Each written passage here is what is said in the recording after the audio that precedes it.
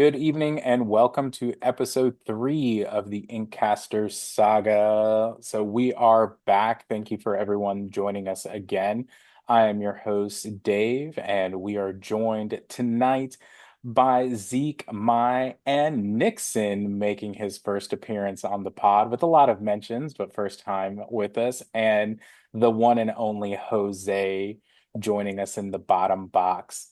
So we'll get into some of their introductions here in a minute, but today we're going to tackle a couple different topics as far as getting into the debacle, shall we say, with pastime and the tickets from Milwaukee, kind of where the team landed in all of that shuffle. Talk about set champs. We're a couple weeks in now, and the team has gotten to participate throughout a couple of the events, so we want to tackle that. And then some updates of what we're doing as a team as we're partnering with some of the other teams in the Lorcana community. But first, let's go ahead and kick it off with Nixon and Jose. So, Nixon, since you're up to my top right first, just tell me a little bit about your TCG experience to start and how you kind of got involved with the Inkcasters here. Um, so I've been playing card games in general for like 10 years now. Quite a bit. Started off with Pokemon, transitioned to a bunch of other games, and then I eventually got into Lorcana. I've been playing since set one. Um, been playing in most Sword Champs since the beginning, most DLCs. I went to a few DLCs last year, and eventually just throughout playing at locals, I met um you guys. Um, we're the Inkcasters now. It's a bunch of amazing friends, cool people, and here now. So Yeah, absolutely. But when it came to Lorcana, was it just you tried it out because it was just a new TCG, or was there something particular that drew you into the game? it was a new TCG, and all my coworkers got into it, and I That really always like the helps. gameplay. It's pretty simple, pretty easy. I was pretty quick to catch on. Uh, Set one was like a open field. I pretty much started off with Steel Song and played it at locals pretty much every week. Um, and I just fell in love ever since. So Nice. Yeah, we're happy to have you as part of the team. Definitely. I think is that your favorite color combo, Steel Song? I would say so, yes. Yeah. And any goals that you have for yourself with this new season that we're in? So I did manage to get into Milwaukee DLC. So I guess my biggest goal is going to be able to day two that event. I was pretty close at some DLCs last season, but if I'm able to make that hurdle this season, that would probably be my biggest goal. Yeah. We won a store champ, so I have that crossed off. So I Yeah, guess it's, I think that would obviously be great day twoing that DLC. And then you're also one of our representing members in the Invitational, right, at SSG? yes, I managed to get a spot, luckily through a pass down. Luckily, the event that I topped, a lot of good players topped that as well. Um, so I will be at the Invitational, representing and Perfect. for that. Awesome, man. Well, thanks for joining us, and we'll look forward to some more of the insight throughout the pod. Jose, flipping it over to you, kind of the same thing. Kind of walk us through some of your TCG experience to date here. Yeah, I got into Pokemon pretty early on. I think it was like Jungle. My cousins and I would go to Toys R Us and do League and stuff like that. Did all that till like almost high school and then just dropped out and then went back into it in my mid 20s and then collected more than I played, played for a bit, found the whole circuit, learning the whole South Florida TCG community. I then life got really busy, so I took like a 5 year break, and then I remember a D23, I think it was. They showed off the Rockstar Stitch, that artwork Nice. alone, and I was like, I need to know what this is about. And I didn't even know it was a card game. I just thought it was like a new video game or something. Hmm. And then they showed off the BLT promo. And I was like, all right, I'm in. I'm gonna keep watching this. And it was like 2 years or something before the game even came out. So I just followed it throughout the whole debacles and everything that was going on with it. That's good. So what besides the Rockstar Stitch, is it just a bigger Disney fan on top of it being a TCG that kind of drew you into it? Yeah, like I also liked how it played when they first showed off mechanics.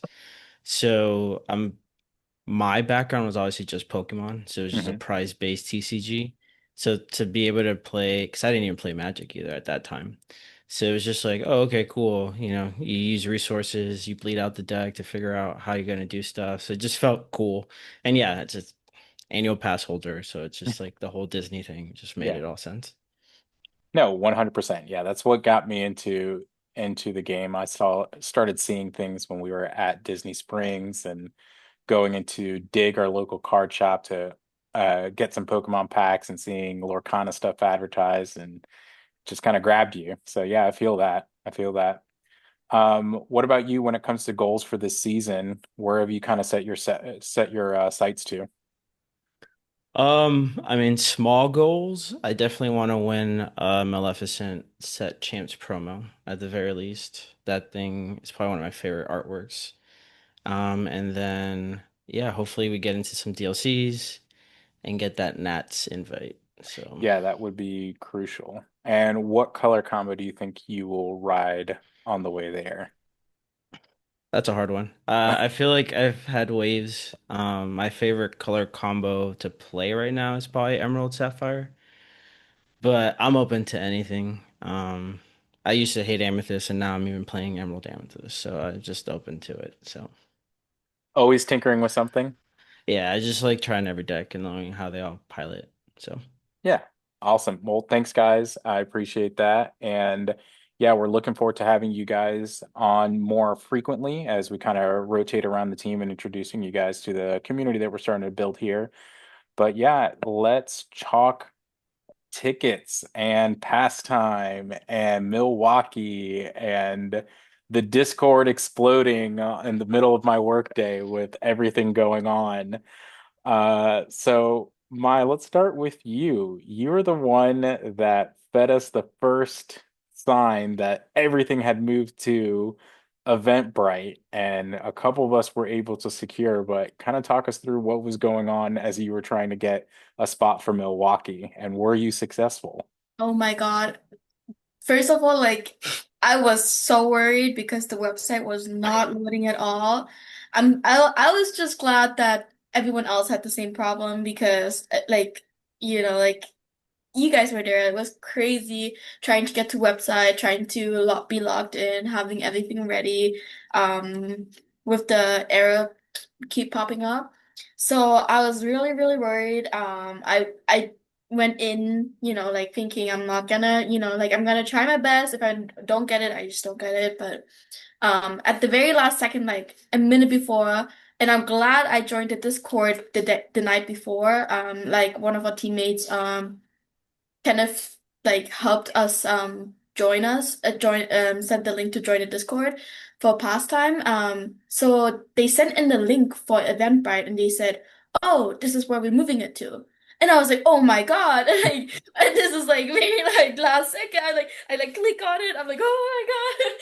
But luckily I already had the account on Eventbrite from the last year DLC.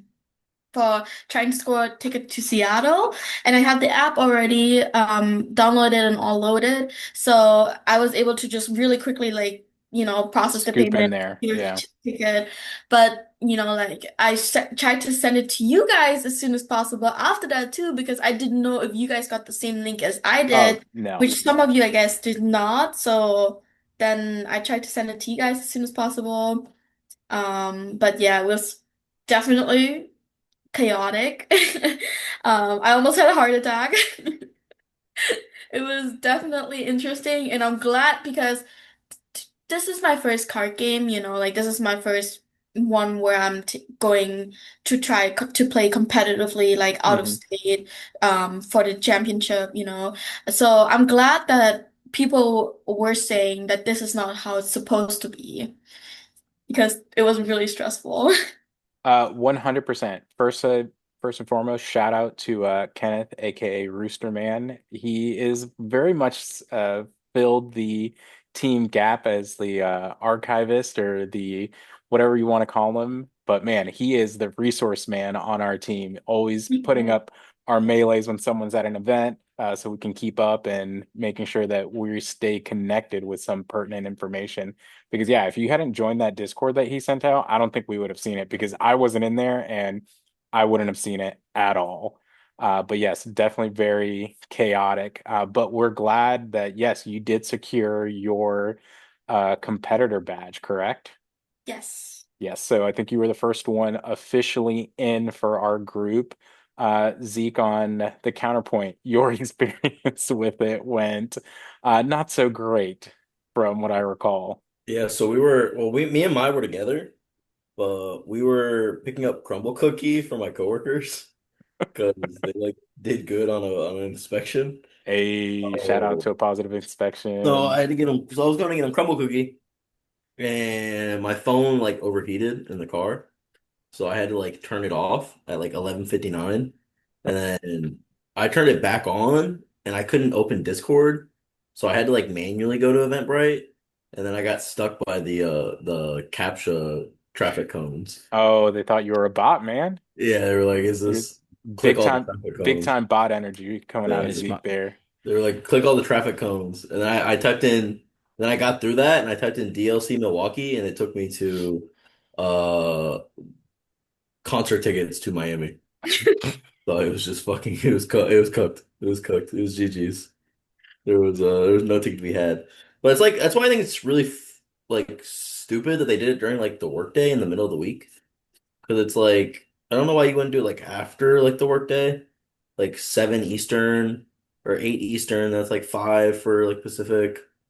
Uh, Yeah, that was one of the things that I always wondered kind of what their strategy was, like kind of as we kind of unpack this, like what went me with my background as far as being in the technology space and understanding what kind of all that goes into running a site, having the infrastructure behind it. Like that was one of my first questions is like what conversations did Rav have with Pastime, and what steps did they go through from a backend infrastructure, knowing that demand was going to be high? Did they stress test? How much did they actually check into this? Because aside from obviously the website crashing and having to switch, like things like the tickets going up early, right? I mean, we had Dylan on our team that had a ticket in his car and checked out early before everyone else. yeah, I was And gonna say Mark said it like 11 o'clock. It was like yeah, 11 a.m. and Mark was like,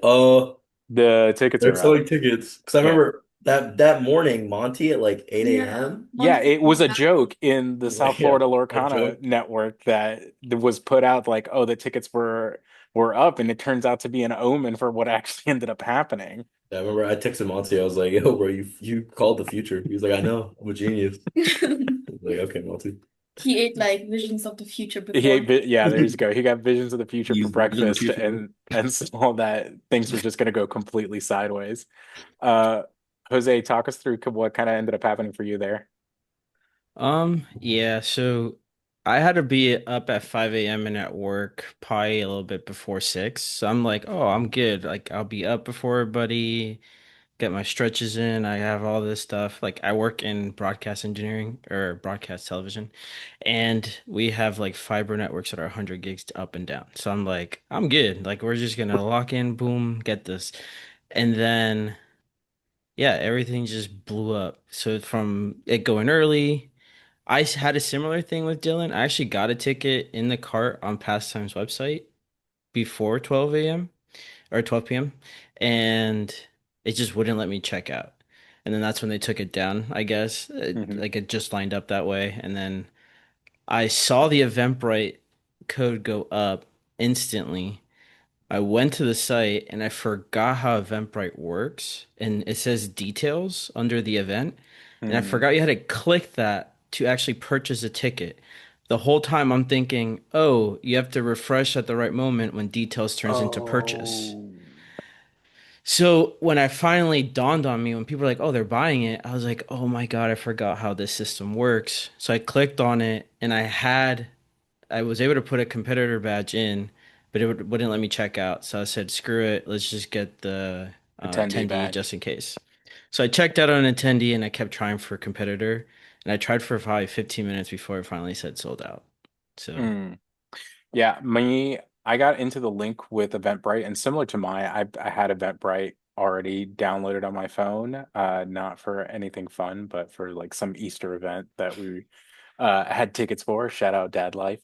But I had a competitor badge and an attendee badge in the cart, and I went to go check out, and then I got the error that like, oh, you can't check out. One of your items is unavailable, and it was the competitor badge. So I was only able to check out with an attendee badge for myself.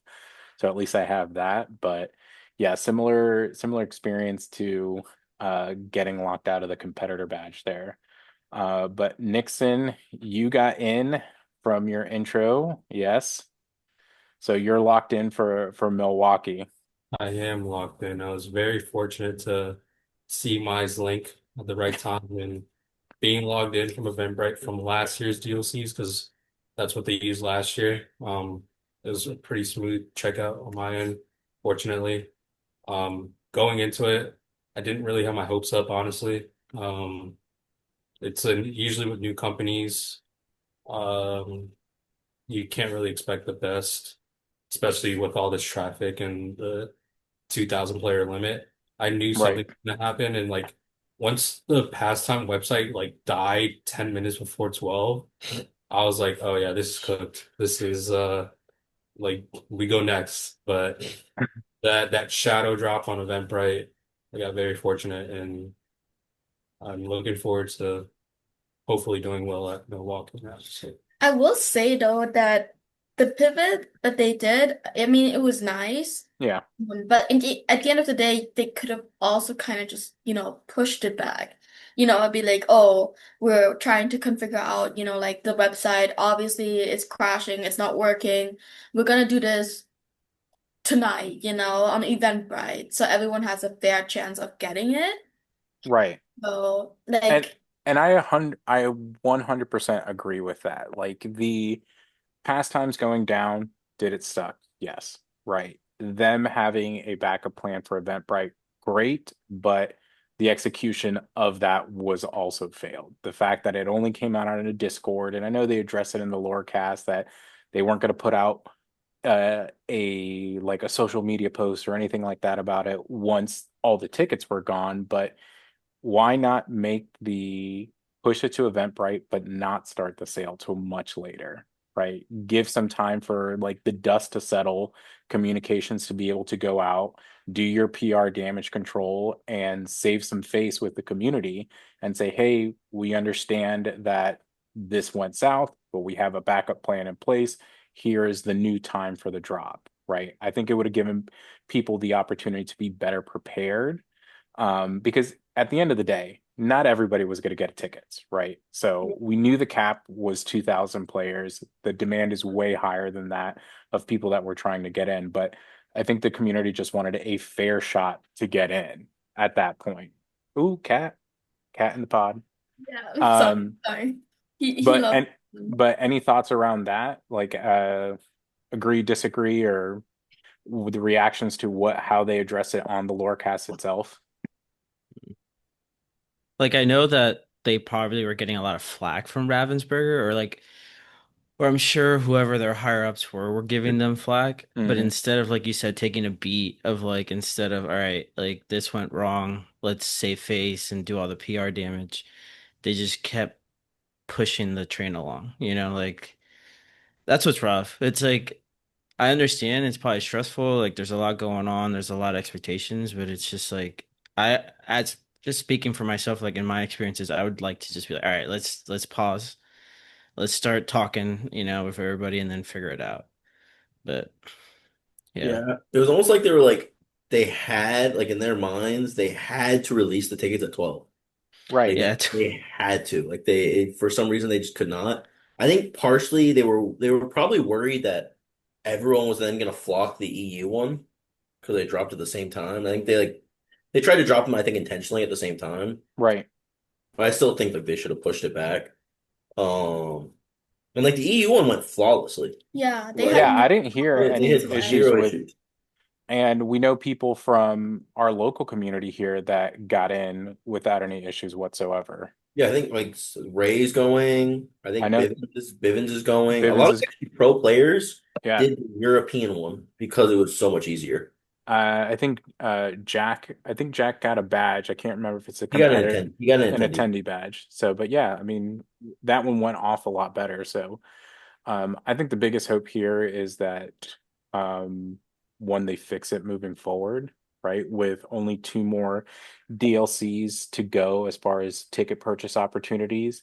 I really hope that it gets the kinks ironed out and they really did learn from this experience because I really want to go to Richmond.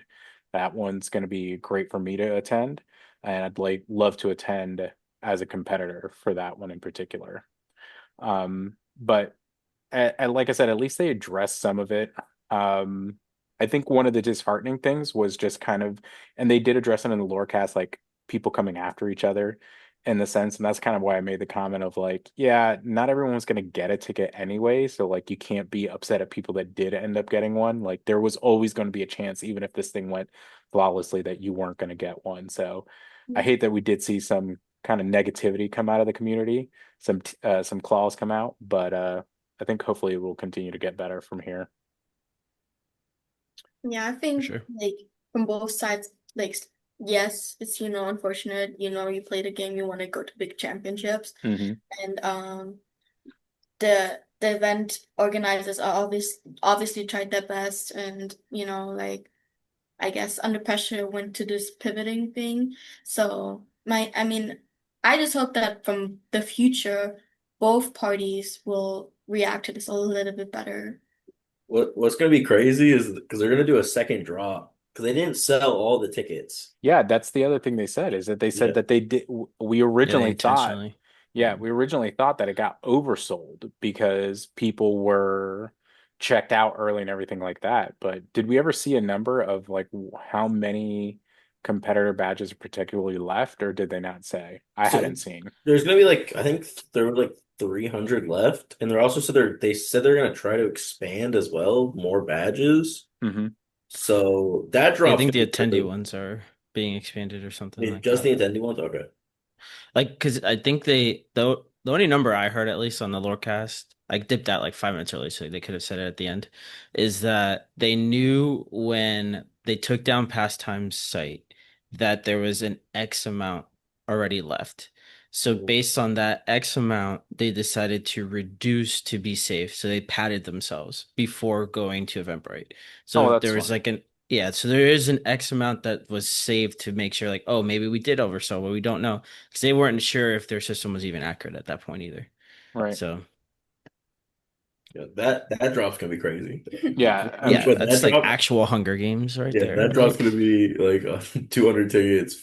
That's it, if that crashes too, that's going to be awesome. Oh, I mean, but I mean, listen, that should be their test case for everything else at that point. Like, use the yeah, smaller one to work out any remaining bugs. But man, I can't imagine that they won't test the crap out of this and make sure that they don't have any issues after this last one, because I think that was obviously a lot of bad PR. And even on basic things too, like how do you let your tickets go up an hour early? Like, you yeah. didn't check for daylight savings? Like what happened here, folks? Like that's an easy thing not to all right, that's an easy thing to check and not mess up there. But overall, I think as a team, some folks are obviously disappointed that didn't get in, but I think we have Mai, Nixon, and Dylan officially representing for Milwaukee. Jose, you're gonna head up with an attendee badge. Most Hopefully, likely. uh, crack into some of those side events and top those and win some of those. And then anybody else besides me get an attendee badge? I don't think so. I think that was it. No, Mark but didn't get he's anything. gonna try to get the ticket Yeah, too. So we'll Yeah, see after the second round. me and Matt, I know we're gonna try to get a comp badge. yeah. So When hopefully, if we Matt's get five seven. people from the team in, and the actual competitor, that would be great. In the meantime, we'll settle for CCS. I know a big portion of the team is going to CCS in Atlanta, upcoming here in September, which will be a great opportunity for the team to kind of represent outside of the South Florida area. So looking forward to that. And speaking of representing, we'll kind of move on and talk set champs. We are in week 3 of set champs locally here for us. We've got Nixon's home store. We got Prodigy on Sunday.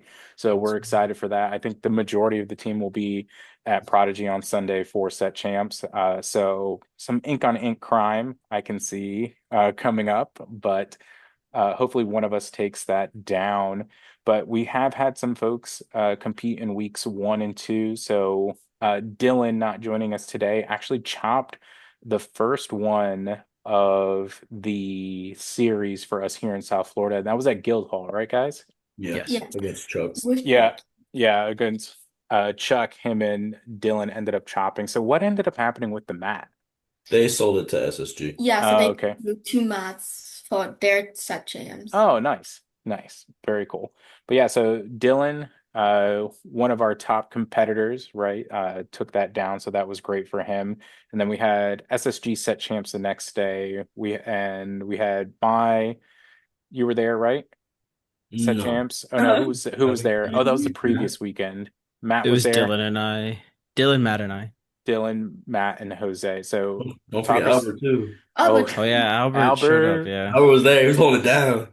a So, weapon. Jose, since you were at SSG Set Champs, kind of walk us through the day there. How did it go for you and some of the team members, and anything that stood out about potential combos that people are running that we need to be on the lookout for? It was a really cool event. As always, like we've said, SSG just throws really cool events. Yep. It was a pretty good crowd. I want to say mid 30s, if not upper 20s. A lot of aggro. Everyone was just running the most run to the end as fast as you can builds of everything. There was a couple like cool, I believe like Ed's list, from Worlds with Amber Steel. But people were throwing in like bare necessities and Beyond the Horizon to throw a little extra discard and Hmm. disruption. And then I ran Emerald Amethyst because it's what I've been running since the beginning. And I hadn't had much reps on anything else that I felt too comfortable with. Hmm. I did all right. I had a hit Hector round 1, Oh, took it that's to tough. game 3. Yeah, we are just the stare downs, asking each other's hand sizes and whatnot. But no, it was a really fun set. And then right after that, it was a tough set as well. I think I ended up even, unfortunately. Like I just got cooked on stream right at the end. So I think it was like a 2-2 or 3-4. I don't even remember right now. It was a long day, but yeah, Dylan and I just had to take the long drive home, That, unfortunately, that's tough, but at least you got the reps in. for sure. And always good seeing some competitive play there. So you mentioned a lot of aggro. What was the biggest color combo that you saw for aggro? Probably Amber Steel, and then there was a few people at the top tables with Amber Sapphire up until round 3.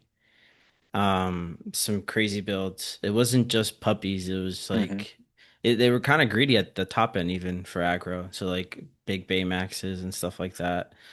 Alice's obviously, and then I'm trying to think. Oh, Churna Dogs was everywhere. I had 2 Churna Dog matches that day.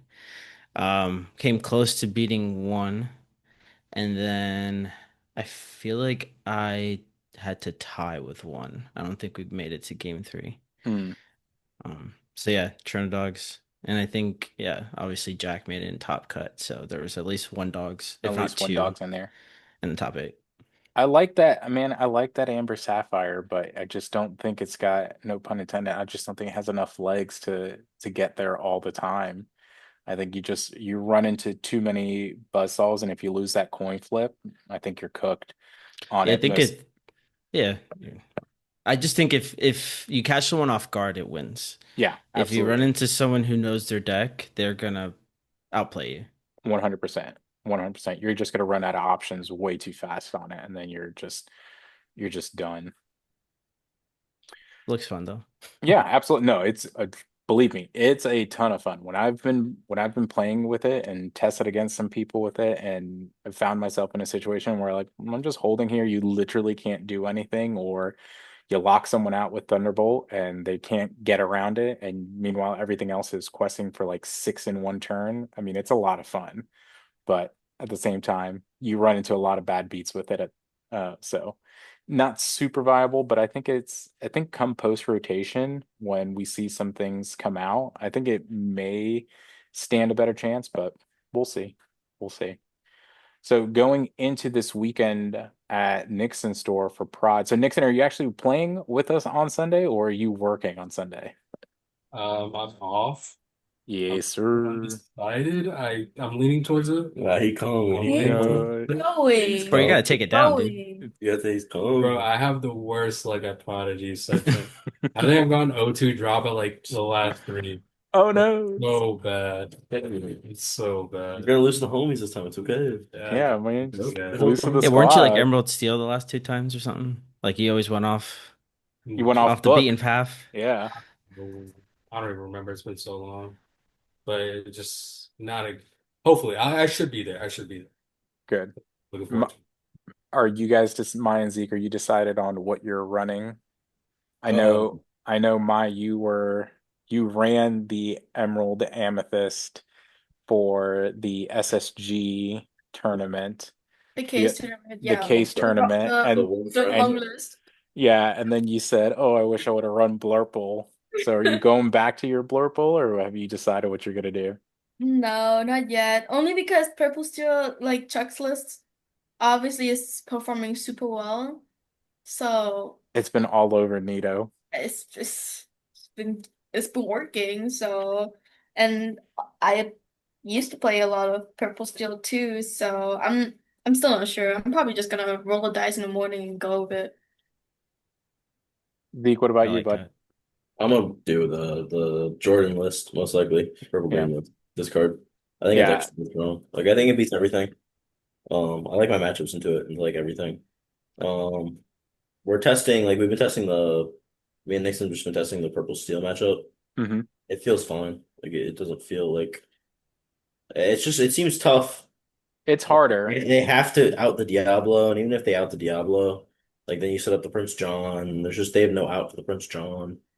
And I then you think just in Yeah, I think in that matchup, the big thing is because I've obviously been playing Jordan's list like we talked about when we met with him last time, and I've just been testing the crap out of it, and it's been a ton of fun to play. But the purple steel, since I've seen it show up more, right? The biggest thing too is that Ursula on two and ripping something like Storm or Strength out on that steel matchup is just keeps you going so much longer to avoid having your Diablo get killed and keep that draw engine moving. I think that's been important when I've been playing against the purple steel matchup. yeah, even just the threat of the Ursula, like you don't even have to have Ursula in hand. Just the threat of Ursula will make them like ink their Oh song yeah, pretty much. absolutely. As soon as they see that first green Diablo come out that lets you see their hand or anything like that, they know that something is might be coming, and they'll just start bailing on those songs. What about you, Jose? Have you made a decision for going into this weekend? Unfortunately, I can't make it to any this weekend. Oh no. I get out early for once this weekend, which but early for my standard is like 4 p.m. So still not early enough for set champs. You'll come to Dude, chaos, take that round one loss. Where Chaos what starts time does at that start? what's chaos? 4. When's chaos? 4? Yeah, I'm gonna be at chaos too. I Saturday. mean, maybe at Dana Point too, so I mean, There it's you not go. that far And chaos off. always late. Chaos always starts late too. That's I'm true. gonna be there until 3 a.m. in the morning. I'm bringing back. I'm. Last time I was at chaos, I was going crazy. So We need Huh. a we need to make quick work at Prodigy have team dinner on Sunday. That's what we need to do. Yeah. Team Family meeting. meals. Team meeting. You see us all packing. dinner at Chili's. Oh yeah, shout out to Chili's. It's Prodigy's gonna be interesting because Tower starts at 12:30. So a lot of the southern guys are gonna go to Tower. Like if a lot of those guys go 0-2, they're gonna come to prod. Because what Um, time are we starting at prod? Two. two. So they might, Two. I don't know. It'll be interesting to see. Yeah. It might just be like us, be like, and then a couple like people that come to prod, like on Thursdays. So it might be And like 13 people. there's definitely people up north that like obviously Prodigy is just closer. So Yeah, Yeah, because we have those yeah, couple guys from locals that show up from PSL that yeah. drive down. They'll So probably be there. yeah. Oh, and the double people, like people that only go to double usually go to Prodigy. yeah, So yeah. Like Auto, like Scott will probably be there, I'm sure, and then Hmm. like Albert should be there. We'll all be there. Matt will be there. Um, Dylan might go to Tower to try to grab it at Tower. Well, we grab it at Prod, but we'll still see Yeah, what we'll he's. we'll spread work our it out one wings. way or another. So while we work on winning some set champ mats amongst the group, so hopefully somebody takes it down on Sunday over at Prodigy. One of the other things that we're looking to take down is some bragging rights amongst a another friendly team. So we had Jordan on last time from Team Snuggly Duckling, and we had been saying that we were going to have the drawing for our Japanese first chapter box donated by our one and only Nixon. Thank you, sir. And I did the drawing and spun the wheel. And I even texted Z because he's like, "Have you done the drawing?" I'm like, "Yeah, and you'll never guess who won. It was Team TSD that won Team Snuggly Duckling." So we're like, "What are we gonna do here?" So I sent Jordan a message and I said, "Hey, you guys aren't going to believe this." Or I sent them a message and said, "You're not going to believe this. You guys won the drawing. Like, what do we want to do here?" And they came up with a great idea that we're actually going to have a challenge between Team Snuggly Duckling and Team Inkcasters, where we're going to let our community of followers on both sides kind of vote on who is going to take down the other team in a matchup. So we're working on the format right now, figuring out how many players we're going to do, when we're going to do it. And ideally, the goal is to live stream it on Twitch, right? And have the comments come in for votes for either Team Inkcasters or Team Snuggly Duckling. And whoever picks one of the winning sides is going to be the winner for the box in itself. And a Team Snuggly Duckling might throw something in as well, they mentioned. So be on the lookout for kind of the announcement on that and following along. It'll likely be after we kind of get through set champ weekends because we're gonna have to dedicate a little bit of time to that if we're doing multiple players and multiple rounds. But definitely a great opportunity for you guys to win a prize, and shout out to them for throwing that box back out into the community and adding into the prize pool for us as well. So Mai and Zeke tossed you guys into the group chat for that. So Zeke, you said you wanted to get some revenge on Jordan. Is that right? I'm gonna let Jordan try to get his revenge on me. I'm undefeated against Jordan next time. Oh, that's right. Excuse me. All Let right. me put I some beat him in respect on your name. the buzzball match. The others might be playing for the honor of the team, but they're gonna be playing for buzzball, lukewarm Lukewarm buzzball buzzball. as a Loser has punishment. to down a lukewarm I was buzzball. about to say, I hope you don't say a prize because that sounds like a terrible prize. Um, but yeah, so we're looking forward to doing that and obviously having a good weekend at Set Champs. But before we depart, any closing thoughts or anything else anybody wants to add for today before we sign off? I would just say if the voting does start, if you do want a chance at winning something, I think you should just vote for Team Inkcaster. Absolutely. Honestly. I mean, there is no other way to go about it. Jordan, yeah, but Zeke beat Jordan drunk, Easy. so like, Easy, dog. just Yeah, yeah. Throwing saying. We're down the just gauntlet. yeah, yeah. No, we're just ready to farm some ducks, right? That's it. Yeah, That's yeah. it. Just ready to farm some ducks. We'll be all right. We'll be all right. Get Albert into the mix on top of it. Yeah, we'll be rolling for sure. Yeah, it's like a revenge rivalry, and then it's like a childhood friends rivalry. Exactly. So a lot going on there. But that's all we've got for tonight. Jose Nixon, thanks for joining.